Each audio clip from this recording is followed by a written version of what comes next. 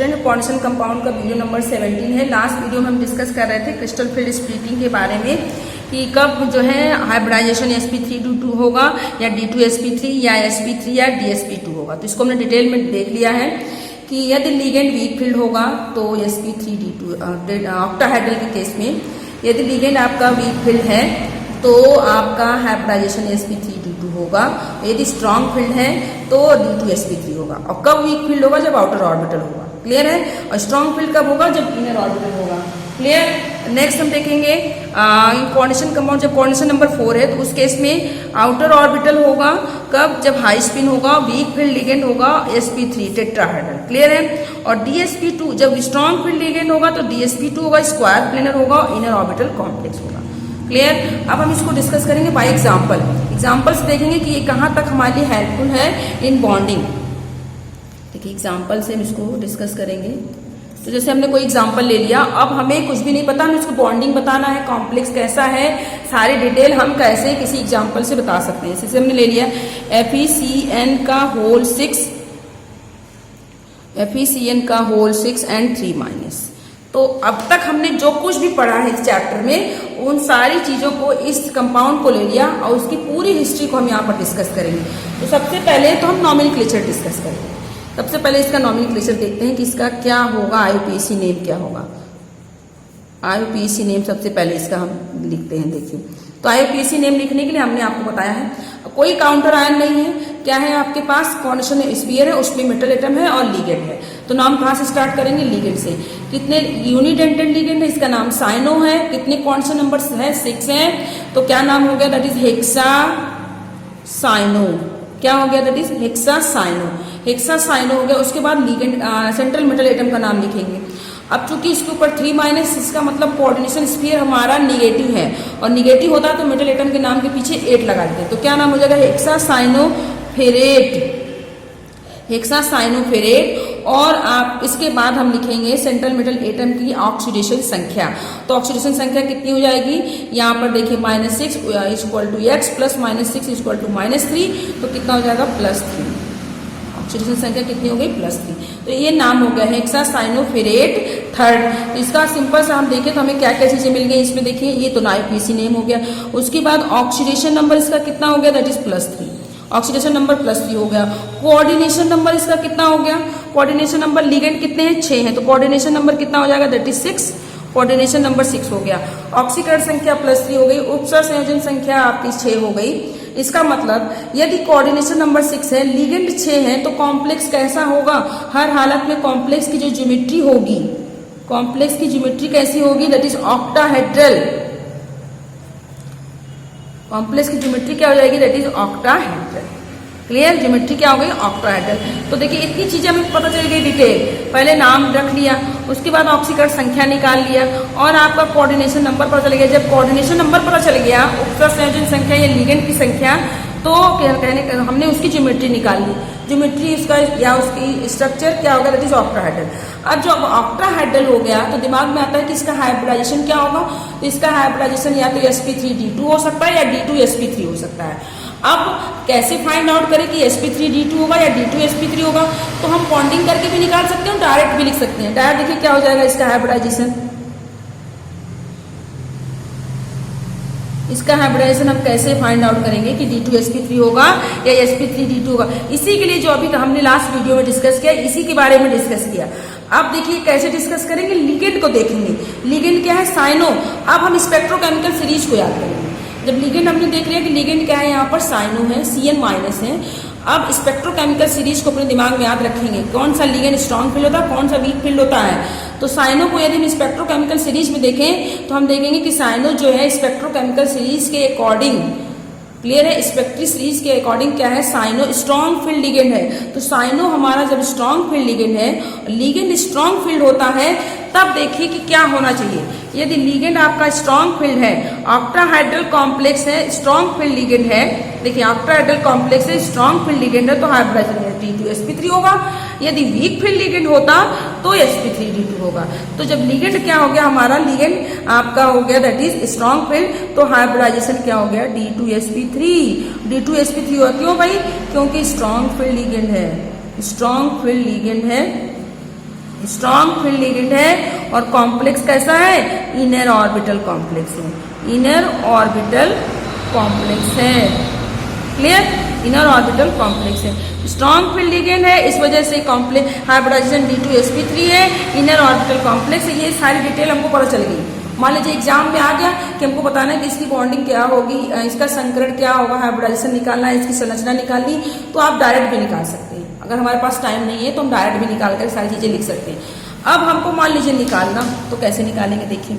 अब हमारे पास है Fe, आयरन आपका है, सेंट्रल मेटल क्या है, Fe है, और इसका एटॉमिक नंबर 26, और इलेक्ट्रॉनिक कॉन्फ़िगरेशन करेंगे तो लास्ट में हमें क्या मिल जाता है, that is 4s2 and 3d6, 4s2 3d6 है।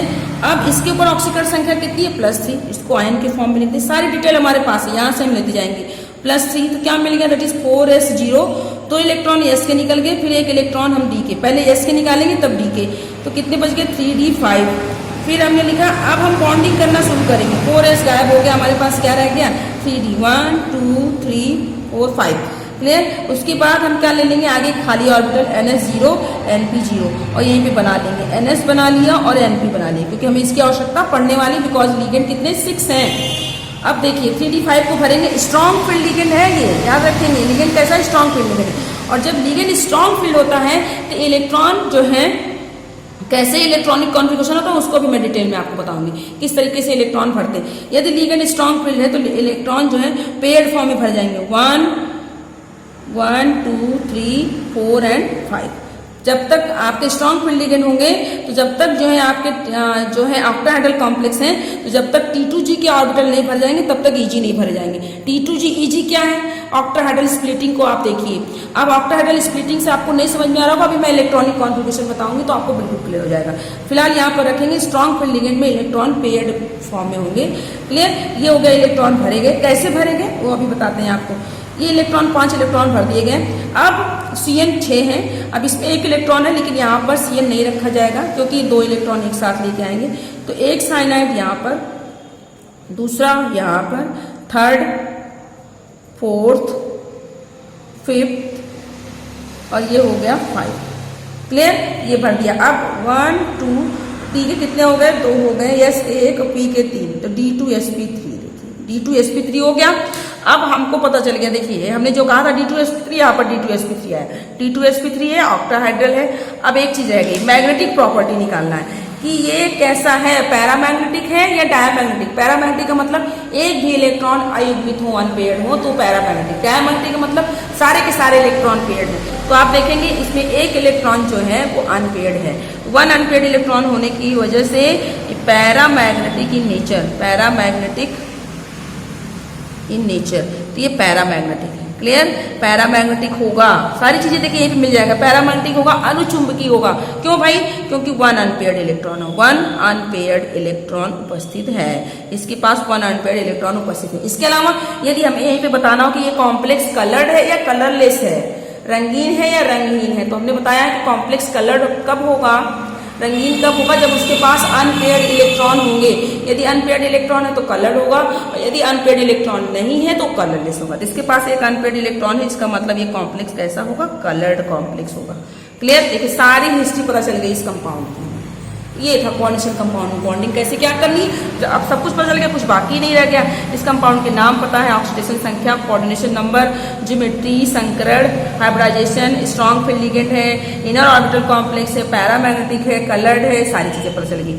अब थोड़ा सा आपको कंफ्यूजन है कि हमने ये इलेक्ट्रॉन कैसे भर दिया, क्योंकि क्लास 11 में जब आपने एटॉमिक स्ट्रक्चर पढ़ा है तो वहां पर आपने देखा है कि अब बाहु है, हुंड का प्रिंसिपल है, पॉली का प्रिंसिपल है, तीनों को मिला करके हम इलेक्ट्रॉन जब की पेयरिंग तब तक नहीं करते हैं जब तक कि सारे ऑर्बिटल में एक इलेक्ट्रॉन ना हो जाए। यहाँ पर कैसे इलेक्ट्रॉन भरे गए इसको जरा आपको देखना है।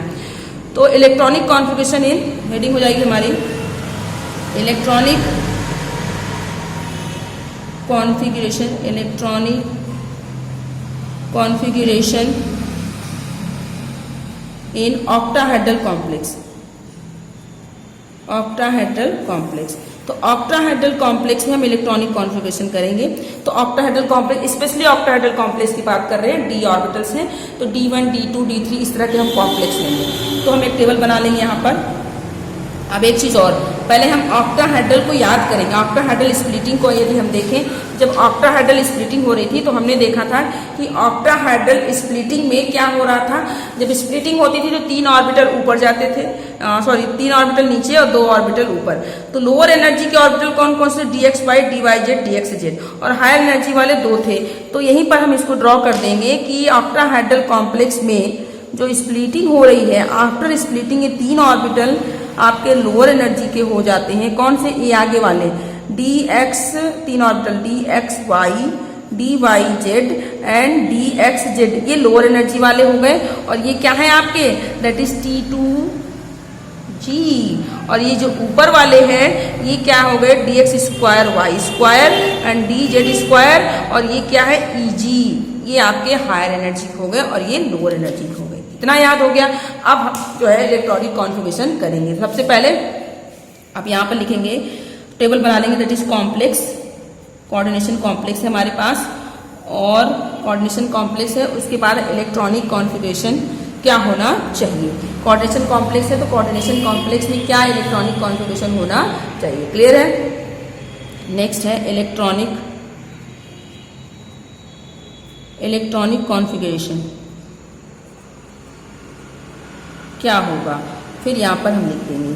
आगे देखिए, इलेक्ट्रॉनिक कॉन्फ़िगरेशन ऑर्बिटल में करके तब हम इसको लिखेंगे। अब मान लीजिए कॉम्प्लेक्स कैसा है, D1, ऐसा कॉम्प्लेक्स जिसमें एक d ऑर्बिटल में एक इलेक्ट्रॉन है। D1 लिखने का मतलब ये हुआ कि ऐसा कोऑर्डिनेशन कंपाउंड जिसमें d ऑर्बिटल में केवल एक इलेक्ट्रॉन है।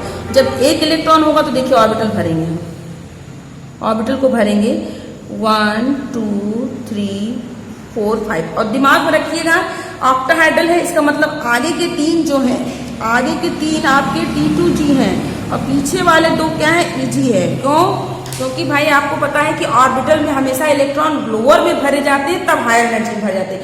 तो लोअर एनर्जी के आफ्टर स्प्लिटिंग होने पर लोअर एनर्जी वाले कौन से थे, T2g था, T2g लोअर था और Eg हायर था। इसलिए पहले इलेक्ट्रॉन किस में भरे जाएंगे, T2g में भरे जाएंगे, उसके बाद Eg में भरे जाएंगे। किस केस में, electronic configuration in octahedral complex. Specially किस केस में हम बात करें, हम यहाँ पे बात करें स्ट्रॉन्ग फील्ड लिगेंड की। स्ट्रॉन्ग फील्ड लिगेंड में कैसा होगा, यदि लिगेंड स्ट्रॉन्ग फील्ड है तो इलेक्ट्रॉनिक कॉन्फ़िगरेशन होगा। कैसा होगा, वीक फील्ड होगा तो कैसा होगा, तो दोनों में हम देखेंगे। देखिए एक इलेक्ट्रॉन हमने भर दिया, अब इलेक्ट्रॉनिक कॉन्फ़िगरेशन क्या होगा बताओ, T2g 1 और Eg 0। Eg में एक भी इलेक्ट्रॉन है, T2g में एक है। फिर देखिए D2, अब D2 में भी आप जो है ऑर्बिटल में इलेक्ट्रॉन भरे, देखिए 1 2 इलेक्ट्रॉन भर दिए, क्या हो गया, T2g2 Eg 0 हो गया। फिर D3 आपका हो गया। अब बार बार T2g Eg यहाँ पे लिखने की जरूरत नहीं है, इलेक्ट्रॉनिक कॉन्फ़िगरेशन डायरेक्ट लिख देंगे। तो देखिए 3 इलेक्ट्रॉन 1 2 3 हो गया, तो आपका T2g3 हो गया एंड Eg 0। अभी Eg देखिए खाली चल रहा है, हायर एनर्जी है, खाली चल रहा है, अभी लोअर एनर्जी भर रहे हैं, लोअर एनर्जी भर रहे हैं। अब देखिए, अब आप कहेंगे यहीं पर थोड़ा सा आपको समझना है। अब इलेक्ट्रॉन कितने हो गए, 4, तो 1 2 3 4 यहाँ भरा जाना चाहिए लेकिन नहीं भरा जाएगा, स्ट्रॉन्ग फील्ड लिगेंड है तो इलेक्ट्रॉन यहीं पर भरा जाएगा। क्लियर। जब तब तक इलेक्ट्रॉन हायर एनर्जी ऑर्बिटल मतलब Eg में नहीं जाएगा जब तक कि लोअर एनर्जी के पूरे ऑर्बिटल में इलेक्ट्रॉन पूर्ण रूप से पेयर्ड ना हो जाए। स्ट्रॉन्ग फील्ड लिगेंड के केस में जब तक इलेक्ट्रॉन जो है लोअर एनर्जी ऑर्बिटल में पूर्ण रूप से पेयर्ड नहीं हो जाते हैं, पूर्ण रूप से इलेक्ट्रॉन कितने आ सकते हैं, 6 इलेक्ट्रॉन, 6 के 6 इलेक्ट्रॉन नहीं भर लेते, तब तक हम हायर एनर्जी ऑर्बिटल यानी Eg में इलेक्ट्रॉन नहीं भरते। तब तक पूरे T2g इलेक्ट्रॉन न भर जाए, T2g पूर्ण रूप से इलेक्ट्रॉन से न भरा जाए, तब तक Eg में इलेक्ट्रॉन नहीं भरते। इसलिए इलेक्ट्रॉन 4 वाला यहाँ पर न रख के यहाँ रख दिया गया। कॉन्फ़िगरेशन क्या हो गया, T2g4 Eg 0। अब आप कर लेंगे D5। अब समझ में आया होगा, जो मैंने पिछले एग्जाम्पल में जो मैं बता रही थी आपको समझ में आ गया होगा। 1 2 3 4 5 देखिए यही चीज था, तो क्या हो गया T2g5 Eg 0, ऐसे ही भरा था हमने। D6, अब D6 में देखें 1 2 3 4 5 6 6 इलेक्ट्रॉन भर गए, T2g कंप्लीट हो गया। T2g में मैक्सिमम 6 इलेक्ट्रॉन रख सकते हैं। अब D7 आ गया, देखिए D7 ये स्ट्रॉन्ग फील्ड के केस में है 1 2 3 4 5 6, ये 7 एक यहाँ पर आ गया। कॉन्फ़िगरेशन T2g6 एंड Eg1 हो गया। D8 हो गया, तो D8 के केस में देखिए आप 1 2 3 4 5 6 7 और 8 कॉन्फ़िगरेशन क्या हो जाएगा, T2G6 एंड EG2, EG में 2 है, T2G में और EG में, फिर D9 एंड D10, तो भर लेंगे इसका D9 बना ले और D10 बना ले। तो देखिए D9 बनाते हैं 1 2 3 4 5 6 7 8 9, तो क्या हो गया T2G6 एंड EG3, फिर 1 2 3 4 5 1 2 3 4 5 6 7 8 9 एंड 10, पूरे इलेक्ट्रॉन भर गए T2G6 and EG4, complete electron हो गए। तो आई थिंक आपको ये स्ट्रॉन्ग फील्ड है। अब देखिए वीक फील्ड का कैसा होगा। अब इसी को हम वीक फील्ड के केस में देखेंगे। तो वीक फील्ड में बिल्कुल वैसे ही होगा जैसे अब बाहु और पॉली और जो है आपके हुंड ने कह रखा है, ठीक है। तो इलेक्ट्रॉनिक कॉन्फ़िगरेशन नेक्स्ट है, इलेक्ट्रॉनिक कॉन्फ़िगरेशन in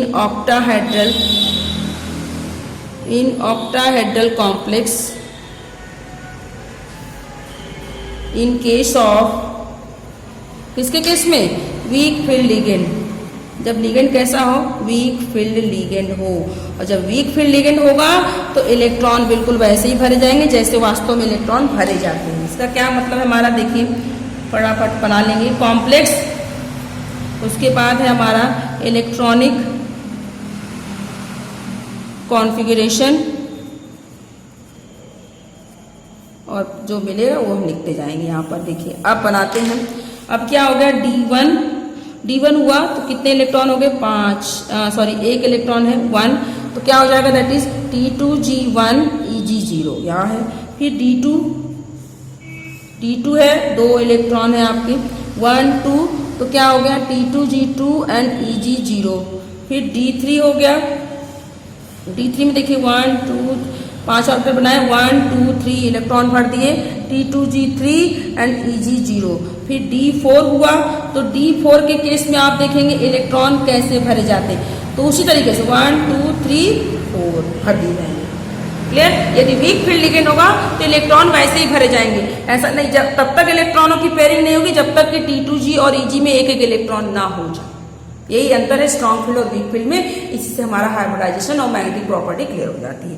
तो ये क्या हो गया, that is T2G3 and EG1। देखिए जबकि यहाँ पर क्या था, T2G4, आपको D4 यहाँ पर दिखाई दिया, तो T2G3 EG1, लेकिन यहाँ पर D4 देखिए, यहाँ पर क्या था T2G4 EG0, यहाँ पर इलेक्ट्रॉन भर थे। तो सिर्फ दिमाग में इतना रखना कि स्ट्रॉन्ग फील्ड के केस में इलेक्ट्रॉनों की पेयरिंग, इलेक्ट्रॉन पहले T2G में पूर्ण रूप से भर जाएंगे तब EG में आएंगे, लेकिन वीक फील्ड के केस में इलेक्ट्रॉन T2G EG में वे सभी में एक एक अनपेयर्ड इलेक्ट्रॉन भरे जाएंगे और तब जो है आपका पेयरिंग स्टार्ट होती है। अब D5 देखिए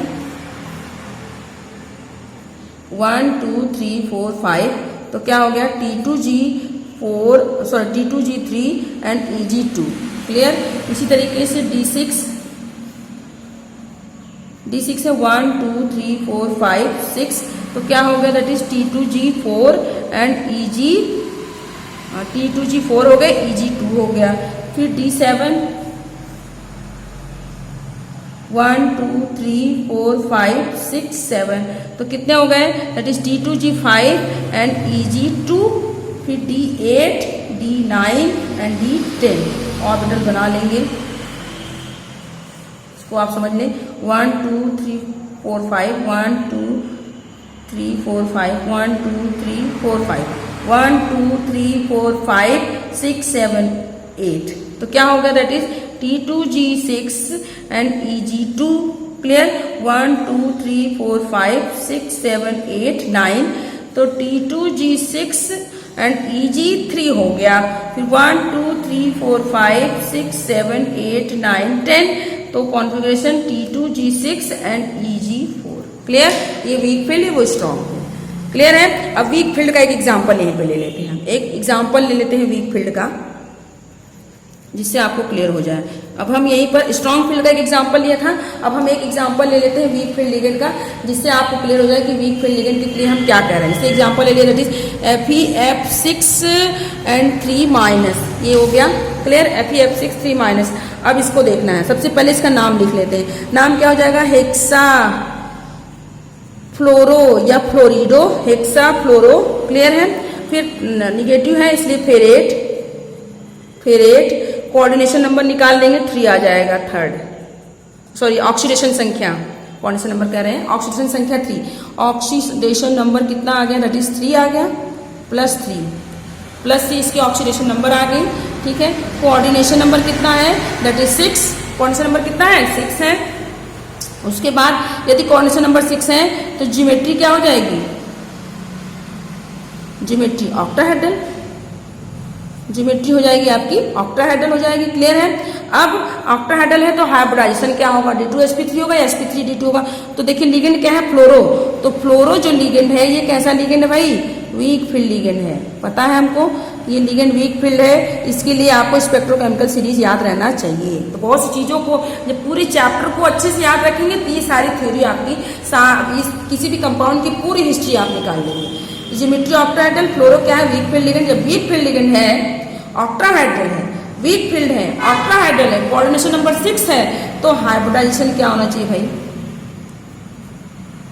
हाइब्रिडाइजेशन क्या होना चाहिए, जब वीक फील्ड होता है तो आउटर ऑर्बिटल कॉम्प्लेक्स होता है, जब आउटर ऑर्बिटल कॉम्प्लेक्स होगा तो sp3d2 होगा, हाइब्रिडाइजेशन क्या होगा, sp3d2 होगा।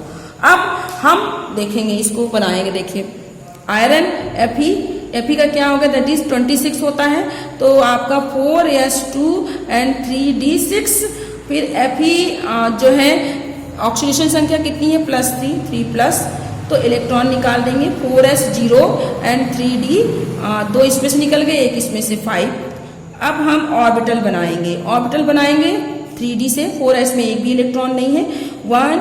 अब देखिए वीक फील्ड है और वीक फील्ड की अभी हमने इलेक्ट्रॉनिक कॉन्फिगरेशन आपको बताया। वीक फील्ड में इलेक्ट्रॉनिक कॉन्फिगरेशन देखिए, यहाँ पर कितने इलेक्ट्रॉन है, देखिए D5 है, इसको देखिए कंसिडर करिए, D5 को वीक फील्ड है और D5 ये है आपका, इसका मतलब इलेक्ट्रॉन ऐसे भरे जाएंगे, देखिए इलेक्ट्रॉन बिल्कुल ऐसे भरे जाएंगे, तो D5 इलेक्ट्रॉन भर दीजिए, 1 2 3 4 5, क्लियर। देखिए जो हमने इलेक्ट्रॉनिक कॉन्फिगरेशन बताया वैसे भर रहे हैं। पहली बात ऑक्टाहेड्रल कॉम्प्लेक्स है, दूसरा वीक फील्ड लिगेंड है, वीक फील्ड लिगेंड है, कितने इलेक्ट्रॉन आ रहे हैं, लास्ट में 5 आ रहे हैं, तो 5 आ रहे थे, हमने D5 को देख लिया, वीक फील्ड कॉम्प्लेक्स से देखिए, मतलब इलेक्ट्रॉन सारे में भरे जाएंगे एक एक। उसके बाद आपका आ जाएगा NS0 एंड NP0, एक S का हो गया और एक आपका P का हो गया, क्लियर है, एक आपके S हो गए, P हो गए, और इसी के आगे D, इसके आगे क्या ले लेंगे, ND0, S आएगा, P आएगा, तब D आएगा, 1 2 3 4 5, क्लियर है। तो देखिए अब इलेक्ट्रॉन, अब फ्लोरो भर देंगे, एक फ्लोरो इसमें भर दिया, दूसरा इसमें, थर्ड, फोर्थ, फिफ्थ, और ये हो गया 6th। हाइब्रिडाइजेशन क्या निकल गया, देखिए sp3d2 आ गया, sp3d2। अब ये क्या होगा, 5 अनपेयर्ड इलेक्ट्रॉन है तो पैरामैग्नेटिक। नेक्स्ट हम नेक्स्ट वीडियो में डिस्कस करेंगे।